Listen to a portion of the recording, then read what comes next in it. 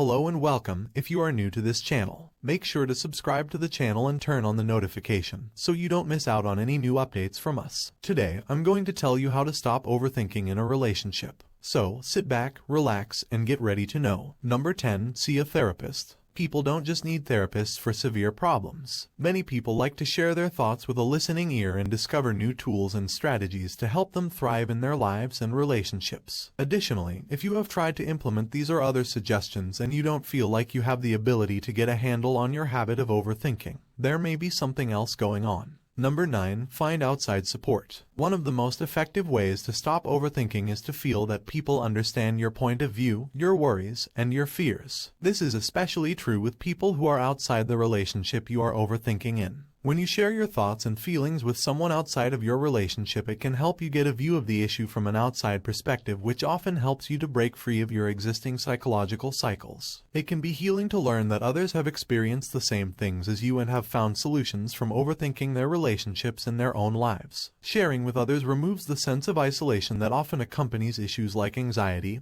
and overthinking. This makes you feel like you are not the only one dealing with how to stop overthinking in a relationship. Number 8. Start journaling. It can be challenging to start recognizing your anxieties, insecurities, and cravings for relationship control. People frequently believe they fully comprehend their own thoughts and feelings. Typically, the reverse is true. When trying to figure out how to quit overanalyzing relationships, your mind feels like a dish of spaghetti. Even while it may seem like you know what's inside, the noodles are actually jumbled, disorganized, and unclear. Journaling works a lot like therapy. It forces you to pull each noodle out one at a time and write it down. Once you have each noodle clearly identified and written down right in front of you, you will find more clarity on the problems you are facing. Number 7. Fill your time. If you don't have the time to sit around, it's much harder to try to frantically analyze who said what and what it means. Try to occupy your time with worthwhile pursuits unrelated to the relationship you are obsessing over. Spend some time starting a project, exploring new hobbies, or going on a hike. Find some buddies who share your interests so you can hang out with them. This is preferable. You can also feel grounded throughout the day by developing your own routines and rituals. This will give you a feeling of normalcy no matter what else may occur. Number 6. Be present. Anxious thoughts and feelings are often rooted in fears of what will happen in the future. Emotions like sadness, guilt, shame, and condemnation are frequently rooted in the past. Everything you can directly control exists in the present moment. That means you also have the ability to act in ways that reduce anxious thoughts in the present moment.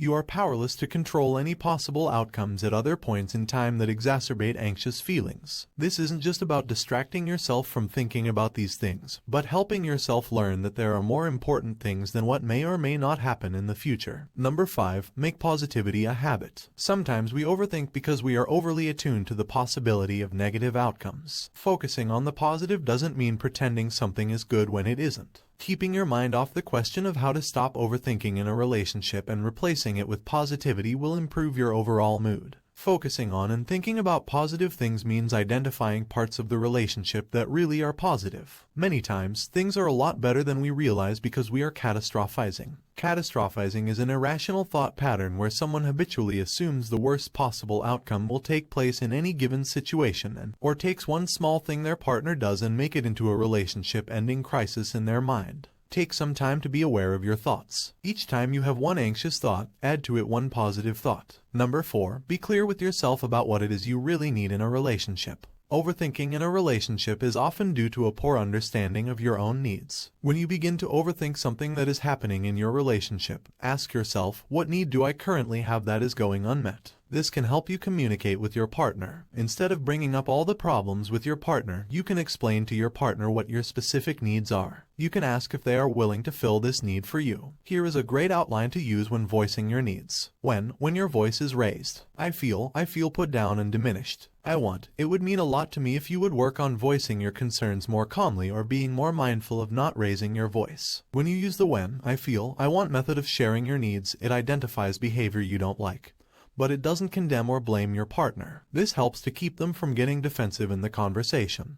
Number 3. Share with your partner. Overthinking in a relationship is frequently a result of poor communication. Since you haven't spoken with them about it, you have to assume that they are thinking or making plans. Even if they do, does your partner know that you are uneasy? Spend some time talking to your partner about your feelings. Inquire as to what they meant when they stated or did X, Y, Z or 123. The majority of the time, this can provide an answer to your query on how to avoid overanalyzing relationships. Number 2, develop trust. Trust is a fundamental aspect of any relationship. The problem is that many people who overthink relationships ultimately do so because they lack trust in their partner. If your partner has a history of cheating, lying, or being manipulative, then you may have legitimate reasons to overthink what is said. If this is the case, your overthinking will stop when your partner stops the untrustworthy behaviors or you decide it's best to end the relationship. Assuming your partner is trustworthy, it is a good practice to ask them what they meant and then take them at their word. If your partner is straightforward with you, then work on believing what they say. Take some time to think about their character. Are they really the type of person who would do X, Y, or Z? For most overthinkers, the answer is no, my partner hasn't done that before and I don't really think they would do it in the future. Many times, overthinkers can have difficulty trusting because they infer their past onto the future. However, just because something painful happened yesterday has no bearing on whether or not it will happen tomorrow. Number 1, gain awareness into why you overthink.